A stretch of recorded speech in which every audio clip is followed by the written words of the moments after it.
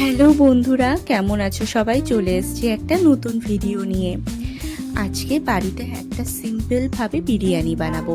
বিরিয়ানি আজকে আমি first time বানাচ্ছি না, আগেও বানিয়েছি, কিন্তু সব সময় রেগুলার খাওয়ার জন্য এর থেকে বেস্ট কিছু হয় না, কারণ আমি এতে এক্সট্রা কোনো কিছু বেশি অ্যাড করিনি। কারণ বাড়িতে সব সময় সব কিছু অ্যাভেলেবেল থাকে না।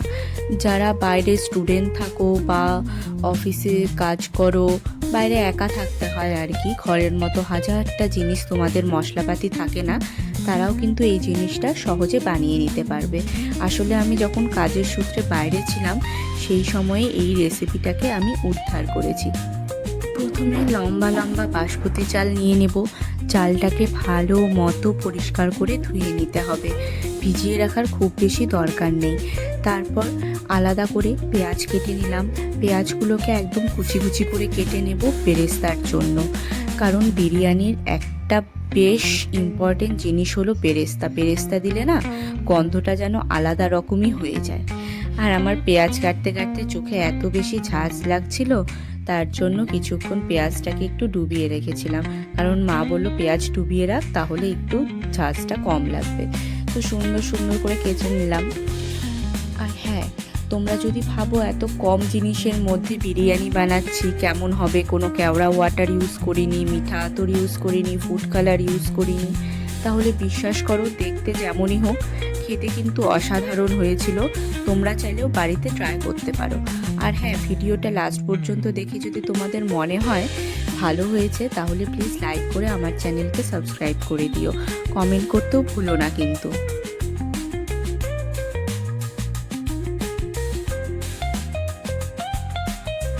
গল্প করতে করতে পেঁয়াজ কাটা হয়ে গেছে, এবার চালটাকে সিদ্ধ করার পালা। চালটা এই 10-15 মিনিটের মতো ভিজিয়ে রেখেছিলাম আমি। তারপর কড়াই গরম জল দিয়ে ওর মধ্যে আমি সামান্য পরিমাণ তেল, তোমরা চাইলে ঘিও দিতে পারো, সামান্য পরিমাণ লবণ, মানে স্বাদ মতো লবণ দিতে হবে। কেন বলো তো? কারণ বিরিয়ানির ভাতটা যখন করব তার মধ্যে যেন লবণটা ঢুকে থাকে, না হলে একটু স্বাদ ছাড়াই লাগে। আর ভাতটা যখন করব তার মধ্যে তেজপাতা, তোমরা চাইলে বিরিয়ানির মশলাও পাওয়া যায়, গোটা মশলা পাওয়া যায়, সেটা কিনে দিতে পারো, কিন্তু আমার কাছে তখন বাড়িতে গোটা মশলা অ্যাভেলেবেল ছিল না, তাই শুধুমাত্র এলাচ আর তেজপাতাই দিয়েছিলাম। আর বিরিয়ানিতে, বাঙালির বিরিয়ানিতে আলু থাকবে না সেটা তো হতে পারে না, তাই আলু ডিম দিয়ে দিয়েছিলাম সিদ্ধ করার জন্য।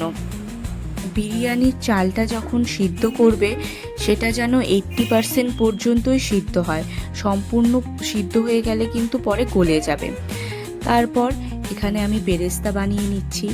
বিরিয়ানির একটা মেন ইনগ্রিডিয়েন্ট হলো এই বেরেস্তা। সুন্দর মতো পেঁয়াজগুলো লাল লাল করে ভেজে নিতে হবে। আর হ্যাঁ, পেঁয়াজ না হুট করে কালো হয়ে যায়, কিন্তু সেই কালো আবার করো না কিন্তু, তাহলে কিন্তু তিতা হয়ে যাবে। পেঁয়াজ ভাজার সাথে সাথে আমি আলুটাও ভেজে নিচ্ছিলাম। গল্প করতে করতে পেঁয়াজ ভাজাও হয়ে গেল, তো পেঁয়াজটাকে আলাদা করে তুলে রাখছিলাম। আর আমি এখানে পেঁয়াজগুলোকে তেল থেকে তুলতে পারছিলাম না ঠিক করে, তাই মা এসে একটু হেল্প করে দিচ্ছিল। তারপর আর কি, ওই তেলের মধ্যেই এখন চিকেন বানিয়ে নেব। চিকেনটা সাধারণত নর্মালি যেরকম করে বাড়িতে চিকেন বানাই ওরকম করেই বানাবো, খুব বেশি মশলাপাতি দেওয়ার দরকার নেই। ওই একটু পেঁয়াজ, রসুন, কাঁচা লঙ্কা, আদা আর লঙ্কা দিয়ে ঠিকঠাক মতো আর কি হলুদ লবণ দিয়ে ওটাকে কুক করে নিতে হবে। চিকেনটা রেডি হয়ে গেলে ওর মধ্যে এক্সট্রা দিতে হবে 2 থেকে 3 চামচ বিরিয়ানি পাউডার, বিরিয়ানি মশলা যেটা থাকে, আর কাসুরি মেথি। এতে কিন্তু গন্ধটা খুব বেশি হবে। তোমরা চাইলে কেওড়া ওয়াটার, মিঠা আতর, ফুড কালার এগুলো অ্যাড করতে পারো, কিন্তু সবার বাড়িতে সবসময় অ্যাভেলেবেল থাকে না জন্য আমি এটা অ্যাড করিনি। অ্যাড না করা সত্ত্বেও কিন্তু খেতে একদম বিরিয়ানির মতো হয়েছিল। তারপর ওটার মধ্যেই ডিমটা দিয়ে দিলাম চিকেনটার মধ্যে, তারপর লেয়ারিং করতে হবে। তো এই চিকেনের ওপরে ভাত দিয়ে দিলাম, তারপর ভাতের ওপর সামান্য ঘি দিয়ে দিয়েছি একটু স্মেল ভালো হওয়ার জন্য। এই সময় কিন্তু ঘিয়ের ওপর একটু পরিমাণ চিনি আর স্বাদ মতো যদি লবণের দরকার হয় এক্সট্রা, তাহলে লবণও অ্যাড করে দিতে পারো। লাস্ট লেয়ার বেরেস্তাগুলো ছড়িয়ে দিলাম, এরপর সুন্দর মতো ঢেকে দিতে হবে। এরকমভাবে একদম হালকা আঁচে 10 থেকে 15 মিনিট দম দিতে হবে। আর বিরিয়ানির স্মেলটা যাতে হাওয়াটা বেরিয়ে না যায়, বাষ্পটা, ওর জন্য দেখো একটা পেঁয়াজ দিয়ে ওখানের যে ফুটোটা ছিল ওটা আটকে দিয়েছি। তারপর রেডি হয়ে গেল বিরিয়ানি। দেখো ফুড কালার অ্যাড না করাতে ওই লাল নীল কালার হয়নি বিরিয়ানির, খেতে কিন্তু দারুণ হয়েছিল তবুও।